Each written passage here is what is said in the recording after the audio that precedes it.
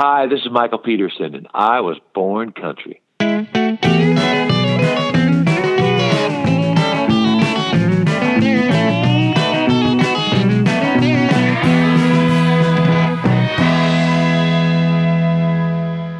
Welcome to episode number 15 of the Born Country Podcast, where we take a look back at the great country music of the 90s with the artists who were there and the artists of today in which it inspired.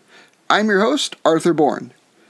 This week, I'm joined by Michael Peterson, who had a run of radio and music video hits throughout the late 90s and early 2000s with Drink, Swear, Steal, and Lie, From Here to Eternity, Too Good to Be True, and more.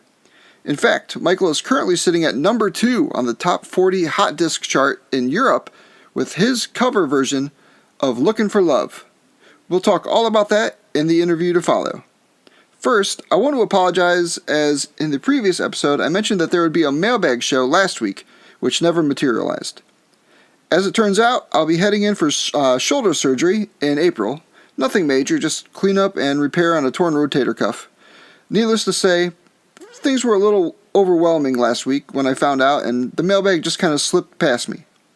With that being said, I will get to all of your questions, and please continue to email anything you'd like to ask, whether it be about country music, movies, anything else. Heck, even if you just want to know something about me.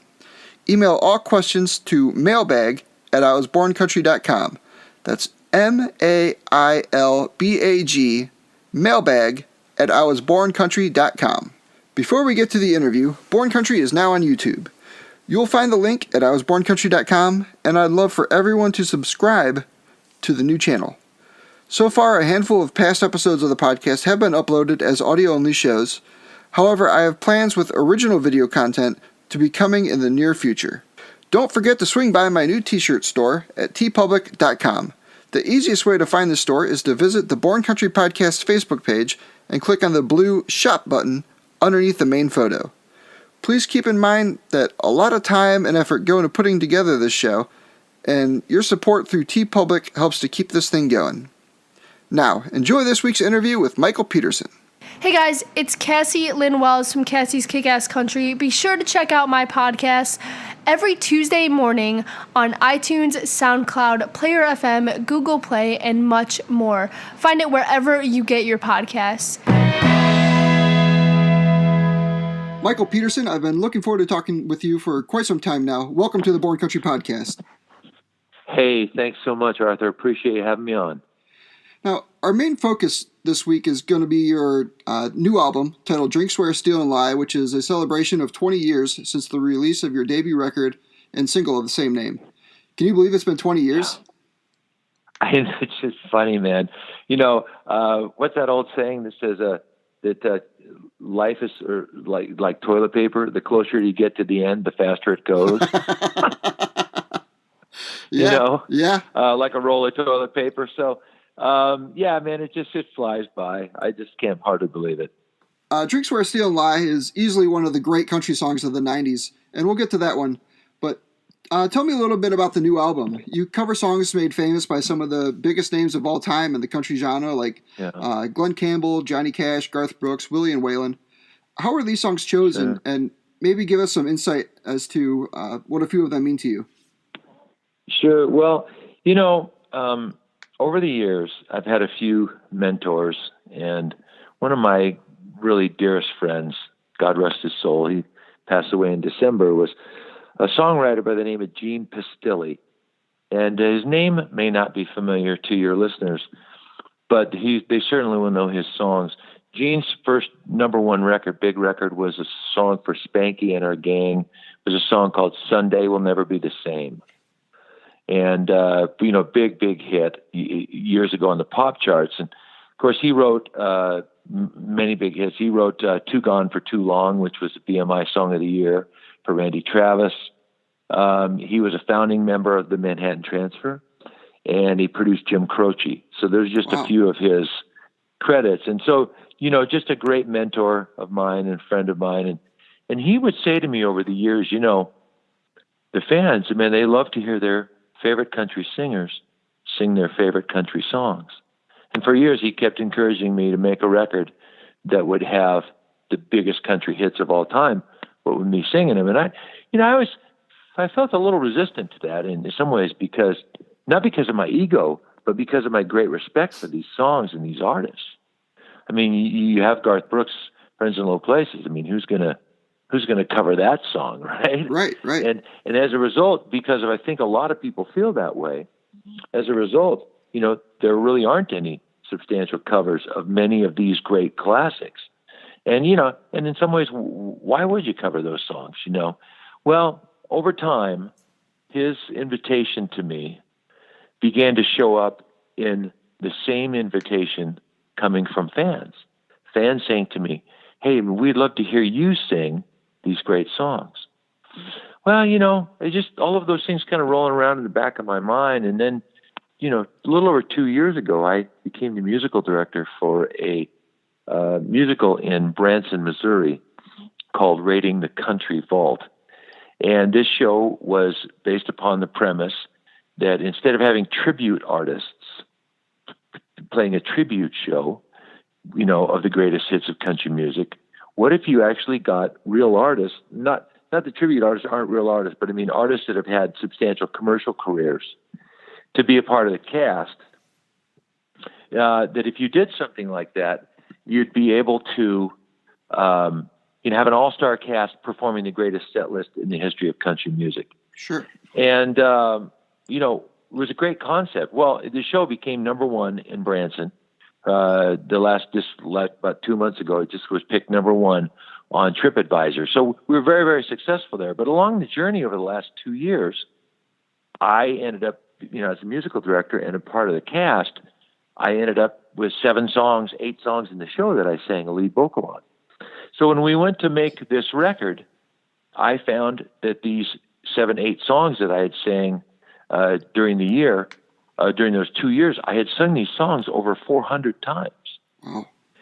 So, I found myself having sung Friends in Low Places over 400 times, Boy Named Sue over 400 times. I mean, just, Wichita Lineman and Mamas Don't Let Your Babies Grow Up to Be Cowboys and all these classics. So when we started to think about what kind of a record we could make to celebrate the 20th anniversary, I just thought, this would really be fun to finally do what people have been asking me to do for years.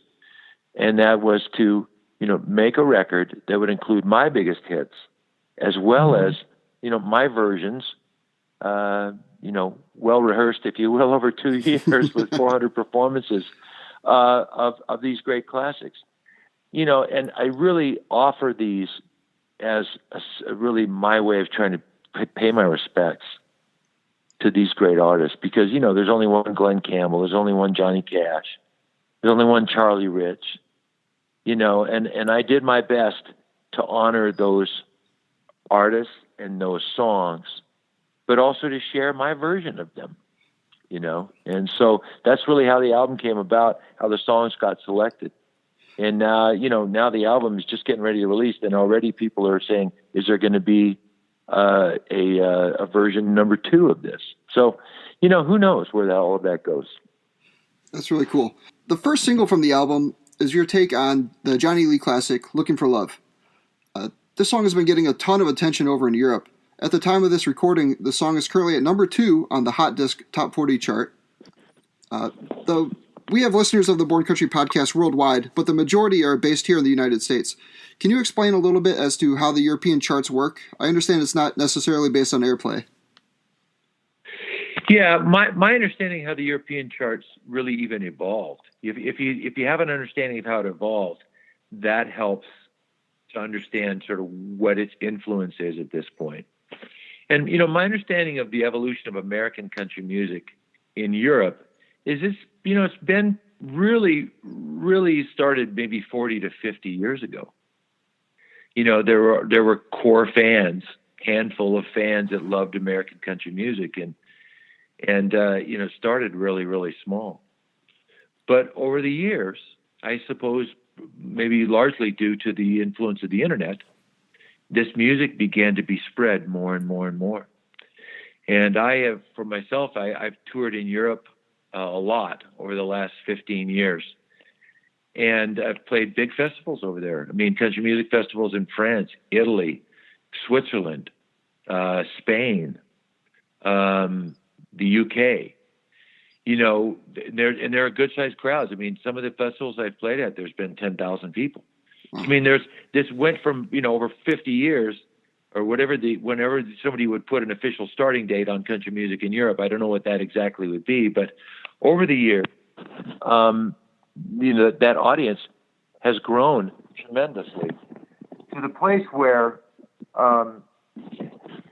they have a substantial crowd that follows country music there now. Well, one of the ways that the music really began to spread decades ago was through DJs at clubs, because in Europe, country radio is not the same as it is in America. In America, you say, well, what's the country station? Give me the call letters for the country music station. In Europe, there aren't country stations per se when you talk about like radio, traditional radio. What you will have, however, are, on Sunday night, let's say on a pop station from 8 p.m. to 10 p.m. in a certain city, there'll be a country show that'll happen for 2 hours. And so that's really what country radio looks like in Europe. And so the music really began to be spread mostly through dance clubs. Country, people that loved country music culture had clubs, dance clubs. And line dancing became a tremendously popular thing. In fact, there's line dance festivals that are huge all over Europe. And so the DJs and the line dance people really became the people that were leading the spread of country music all over Europe. And, over time, that community began to, I think, recognize that there was a real movement going on, and that it would be really interesting if they could find a way to be able to develop a chart that would reflect which songs they were finding as the most popular songs currently. And so one of the people that stepped into that space was a guy named Stuart Cameron, who started a chart called Hot Disc. And so the Hot Disc chart is really emerged over the decades as the predominant country music chart in Europe. So you don't have airplay charts like you do in America because there aren't country stations, So the influencers in that community are going to be DJs, club owners, people that have internet radio shows, and all of these people. It's a small community of people, but these people, they know each other and they work together, and they send in their playlists every week just to Hot Disc, and then from those playlists, so it's a literal gathering of data. It's not just somebody's opinion. They are able to pull which records are getting the most spins, which songs are getting the most airplay, if you will, in these clubs, at these events, festivals, and even on the regular radio shows that happen. And so that information is gathered weekly, and they've turned it into a chart. So I know that's a very long-winded explanation, but that gives you a little bit of understanding of how it has developed. It came from very grassroots. It's becoming more and more organized, and country music is becoming really a substantial cultural experience. For instance, in London, they have a gigantic CMA music festival that happens there now, that happens in one of the largest stadiums in Europe.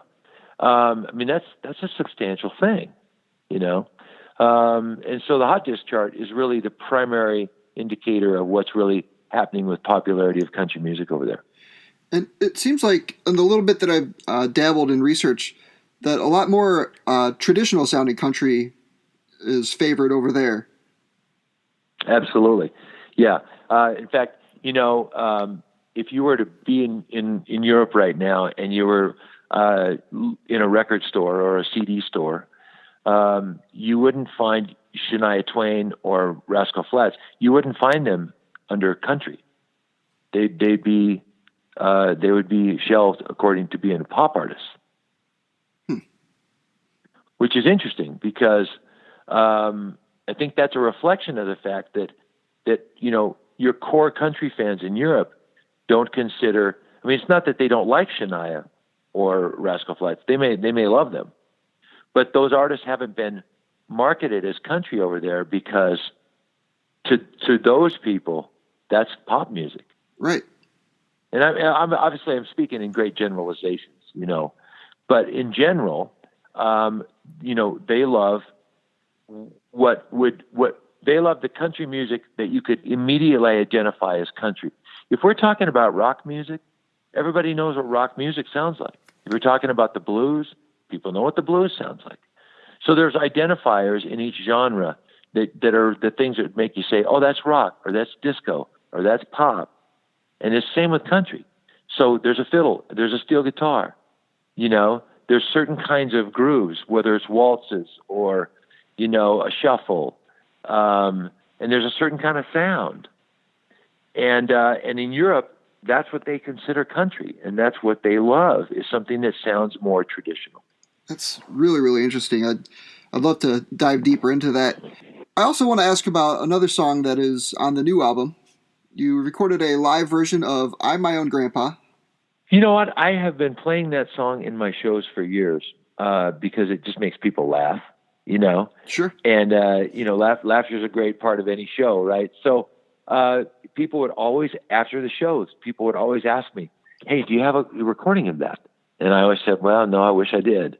Well, now I do. There it is. So, it's just one of those things that I'll continue to play that in my shows. And so we did a live recording of it. So now when people ask, I can tell them, yes, it's right here. Well, next week is your official record release party, which will be held in Nashville at the Commodore on April 9th, which will feature performances, a meet and greet, and more. This sounds like it's going to be a really exciting night. What all do you have planned? Well, it's going to be a fabulous night. It's actually a very incredible week that we have planned. Lots of stuff going on. I'm doing 2 interviews on WSM radio, which many of your listeners might know is really the home of the Grand Ole Opry, WSM, and it's the most historic country music station really in history. And so doing 2 interviews with Bill Cody and an interview with Devin O'Day happening earlier in the week. Let's see. Wednesday night, I'm playing a little impromptu show at a place called Winners, at an event called the Nashville Freak Show, which a friend of mine, Terry Joe Box, founded, and it's a songwriters night. On Thursday night, of course, many of your listeners may know what Tin Pan South is. Tin Pan South is the week-long celebration of American songwriters that happens in Nashville. And so there's going to be 30 to 40 venues all across Nashville that on any given night during that week are going to feature hit songwriters. So on Thursday night, the 5th, I'm going to be a part of one of those hit songwriter rounds. I'm playing with Trey Bruce, who's had big hits for people like Faith Hill, Trisha Yearwood, Diamond Rio, Randy Travis, written a bunch of number ones for those folks. Joey Scott, who wrote, among other things, she wrote Really Not That Different for Colin Ray. She has Shania Twain cuts, Peebo Bryson, Anne Murray. And then another guy named Keith Burns. Keith Burns was a founding member of the hit country band Trick Pony, and he wrote many of their hits. So we're doing a show that night at a club called South, right right off of Music Row in Dunmunbury Street. Then on Saturday, I'm hosting the Ernest Tubb Midnight Jamboree from 10 o'clock to midnight at the Texas Troubadour Theater. And again, many of your listeners might recognize that show as the second longest running country music radio show in history. And so that's going to be a fabulous night that night. They'll record the show, then they'll broadcast it from midnight to 2 a.m. on WSM. Then on Sunday, I'm doing some more radio, and then Monday, of course, is the album release party. But 2 o'clock in the afternoon, I'm playing a thing called Inside Nashville, a private show there from 2 to 4. And then the album release party happens from 5:45 to 7. We will do a meet and greet from 7 to 8:45, and then at 9 o'clock, from 9 o'clock to probably 9:45 or so, I'm doing it in the round at the same venue that we are hosting the album release party. So folks who are not able to get into the album release party because they're expecting a big crowd, they can hang around and we'll just let the party continue on into the evening, if you will, as I play another set from 9 to about 9:45 with two other incredible writers, Stephen McClintock, who has lots of big credits from Tiffany and the Nelson Twins to Victoria Shaw, Andy Williams, among others. And then a brand new artist, really an incredible up-and-coming young artist named Alex Smith, who had his first top 40 record this last year on the Billboard chart. So it's one of those weeks where it's going to be nonstop. And if any of your listeners are around Nashville, there's more happening than just the album release party. So go to my Facebook page, and you'll be able to get a list of everything that's going on. Yeah, that's definitely a packed week. I'll make sure to have a link to your Facebook page in the show notes for this episode at iwasborncountry.com/show15. So, as we mentioned, your new record celebrates 20 years since the release of your self-titled debut in 1997. Before we touch on a couple of the big radio hits, I want to ask you about the two producers on that record. Some of our listeners may recognize Robert Ellis Orrell, and he's a recording artist in his own right. Could you fill us in on Robert and Josh Leo, who co-produced your record? You bet, yeah. 20 years ago, as I was in Nashville, 23 years ago, I guess, as I was in Nashville as a young artist trying to find my way, I got introduced to Robert Ellis Orrell, and we became just the closest of friends and songwriting partners. And Robert had a history as a pop artist on Arista. He had a bunch of big pop hits but then moved to Nashville and ended up writing a big record for Shenandoah. What was that? I'm trying to remember the name of the album. But he wrote a great big hit for Shenandoah. I think it was their first number one.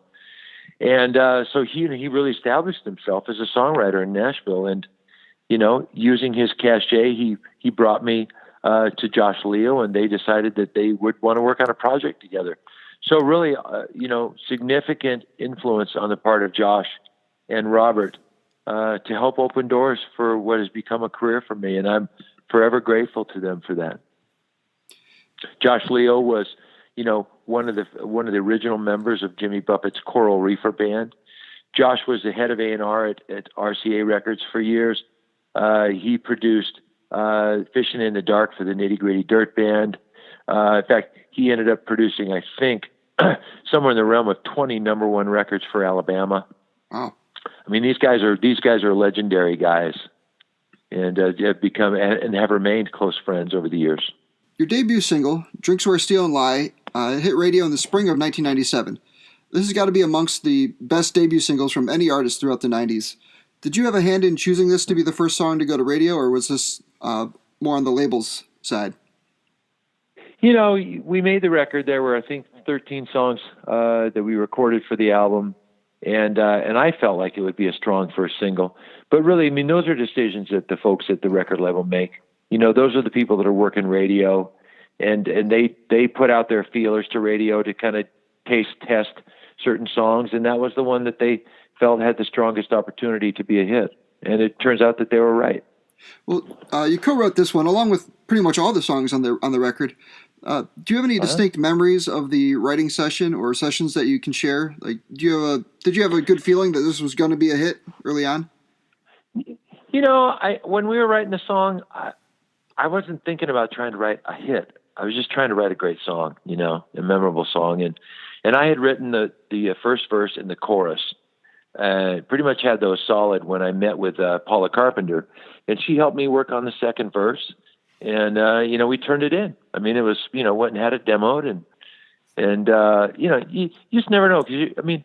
That year that I signed my record deal, and we were starting to work on the record, I wrote over 70 songs. So you're flying through songs, you're writing them, and turning them in, and it's just you don't stop to let too much dust gather on your feet. You're on to the next thing. But I had a good feeling about it, that's for sure. Another huge hit from the 1997 album I want to ask you about is the incredible love song From Here to Eternity. This has got to be a wedding favorite. Have you heard from a lot of fans who have had this as their first dance? There's been thousands. I mean, and I'm not exaggerating. It's just, you think 20 years, It has just been picked by GAC as the number 16 most popular country love song of all time. Oh, wow. And by another website as the number 4th most popular country wedding song of all time. So it's hard to really wrap my head around that. But literally there's just been thousands and thousands of people. I still get emails, Facebook posts, regularly from people saying, wow, we used your song in our wedding. So it's just, it's humbling, really. I mean, it just makes you stop and just be really, really grateful for that kind of a response to something that you helped to create. And, you don't know that that's ever going to happen when you write a song. You try to write the best song you can. And if you're fortunate, as I was in that instance, to have that impact people's lives the way that it did, then, really about all you can do is be just grateful. Well, From Here to Eternity would hit number 1 on the Billboard chart in, I believe, December of 97. From my research, the song bumped Shania Twain out of the top spot. Considering the role that Shania was on at the time, that's a pretty major feat. It was a special time in my life. I mean, I remember walking through the airport and I was going to catch my plane. And you know how they have those announcements that they make in the airport when they say, would somebody so-and-so please come and pick up the white courtesy telephone? Sure. You have somebody trying to reach you. Well, I'm walking through the Los Angeles airport and I hear the woman's voice make an announcement. It's the same woman that does the white, please pick up the white courtesy phone. But what she says instead, she says, Michael Peterson, paging Michael Peterson, your song From Here to Eternity has just gone to number 1. And I thought, what? Because you don't expect that. You're not listening. And I'm walking and I'm like, what? And then she said it again. And then I knew that the folks in the record label had gotten hold of the folks at the airport and had made this big announcement. And it was a special way to find out about it, Yeah, and just to see my name right up there with in our song, right up there with, the tops in the music business. Again, it's just very humbling. And about all you can really do is just be grateful. We've discussed on the show numerous times how important that the music video format was to country music in the 90s. Speaking of From Here to Eternity, I want to ask you about the director of the video, not only this song, but also for the follow-up single, Too Good to Be True, Stephen Goldman. Yeah. Most of our listeners, what a gem that guy was. Most of our listeners won't likely know his name, but they've undoubtedly seen his work. Stephen Goldman directed music videos for practically anybody that was anybody in the 90s. Alan Jackson, Shania, Pam Tillis, The Mavericks, Brooks and Dunn, Martina McBride, so many others. What was it about Stephen Goldman's approach to the music video format that drew so many stars to working with him? I think it had a lot to do with just his personality. I mean, this guy was really a filmmaker. I mean, he really understood artists. He understood artistry. He understood the nuance of art and how to put that on film in a way that would give people an experience and not just something to look at.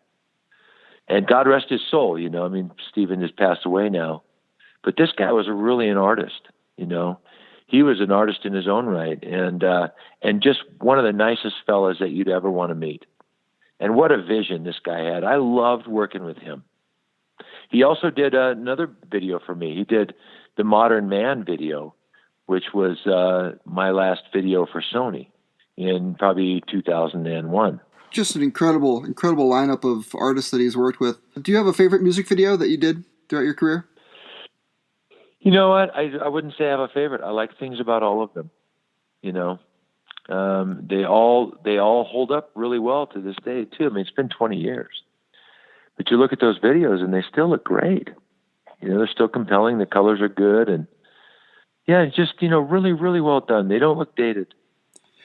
Did you enjoy the process? I loved the process. It was engaging. It was fun to be a part of something like that. I'd never done something like that before. I enjoyed working with Stephen. It was a special time in my life. It was a window where, everything was rolling along in such a beautiful way, professionally for me. And I've said this twice already, but I keep coming back to it. When you pause and reflect on those things, for me, the predominant feeling I have is just a feeling of gratitude. Speaking of being on camera, before we begin to wrap up here, I couldn't forgive myself if I didn't ask you about your appearance on Chuck Norris's Walker, Texas Ranger series. Of course, yeah. The episode also featured Leela McCann, who the Born Country podcast listeners remember for hits like I Want to Fall in Love and With You from the late 90s. How did your being cast on the show come about, and do you have any distinct memories or stories that you can share about working with Chuck Norris or Leela? Well, the opportunity came about just through my manager. I mean, I got a text one day that said, "Hey, Chuck Norris's people have asked you if you would want to be on Walker, Texas Ranger." So I wish I knew more of the backstory, but I know that what they were looking for was a young up and coming country artist that they could feature on the show as a mentor to Lila McCann, who they were going to position as a young up-and-coming country artist as well. So because at that time, I think Drink, Swear, Steal, and Lie had been number one from here to return. Drink, Swear, Steal, and Lie was number one on CMT, which is, that's a significant accomplishment, even though it's not the Billboard. So literally I'd had From Here to Eternity, Drink, Swear, and Too Good to Be True were all number one videos on CMT. And so here I was on the heels of 3 number one videos. And, this was attractive, I think, to them when they're thinking of trying to get people to watch an episode of Walker, Texas Ranger. If you can have a hot artist on the show, that, you'll get additional viewers. So that's probably, the timing of that all worked out to open that opportunity for me. Working with Chuck Norris, he was just a gentleman, complete gentleman. And, they kind of pulled a fast one on me when the first day that I met him. They said, Chuck's a little insecure about his height. And I'm like, really? I mean, he's a kickboxing champion of the world. He's insecure about his height. I'm thinking to myself, right? And they said, yeah, so when Chuck comes in and you get a chance to meet him, we're going to do a little photo op. Would you mind just kind of crouching down a little bit so that, or find a place to stand so that, you and Chuck look more like you're the same height. And I thought, well, that's a really odd request. But, it's Chuck Norris. I'm a guest on his show. I want to be polite. So here comes Chuck, and there's time for the photos. And there I am kind of crouching down. And they all started busting out laughing because they were pulling a fast one on me, right? It was sort of like, hey, welcome to the cast. He was in on it. He was in on the whole thing. They were trying to get my goat, Sure. And they did, they were playing a trick on me. I guess in some ways, they were checking to see how big my ego was. Sure. I was grateful to be there and so happy to be working with Chuck and have a chance to be a part of that. I'm a sensitive, thoughtful guy. I didn't want to embarrass anybody. Yeah, I'll do whatever you want me to do. Come on. There was a joke was on me, so. That's funny. Well, Michael, I appreciate you taking the time to join me on the show this week. Can you let our listeners know where they can find you online and social media? You bet. You can find me at michaelpetersonmusic.com. You can also find me, if you can't find it that way, find me on michaelpetersononline.com. And if you're using an iPhone or an Apple product, you can't see the content really well on my site for technical reasons that are, I won't go into right now. But if you're on an Android phone, you can see the site fully functional for you. But if you're an Apple user, you can always find me at Michael Peterson Online on your laptop or your home computer. Yeah. Can I also say that if you want to buy a copy of the new album, 37records.com, the number 3, the number 7, records.com, 37records.com. Perfect. All right, if you're in the surrounding Nashville area, be sure to join in on the fun for Michael's record release show on April 9th. Anything else you want to plug or say to our listeners before we go? No, other than just thank you. Thank you for loving classic country music. Thank you for paying attention and caring about it. And thank you for having me on your show, Arthur. Really appreciate you, man. Certainly. Thank you for joining us. Hope the single continues to climb to number 1. Look forward to your further success. Thank you so much. And stay in touch. Will do. Take care, Michael. Okay, bye. Thanks again to Michael Peterson for joining me on the show this week, and thank you for listening. Don't forget that the only way the Born Country podcast continues to grow is if you subscribe and share each episode with your country music loving friends. Visit iwasborncountry.com/show15 for show notes to find all of Michael's links, plus links to all of the Born Country's social media accounts, my TeePublic t-shirt store, and more. Please feel free to leave a comment at iwasborncountry.com/show15 on YouTube or send me a message on Facebook. I'd love to hear from you. I do intend for there to be a new episode next week, and by then I should know what's on the schedule during and after my shoulder surgery, and I hope to continue releasing episodes through my recovery, but I also may need to sit back and relax a bit. The future only knows. Until then, my name is Arthur Bourne, and I was Born Country. Take care.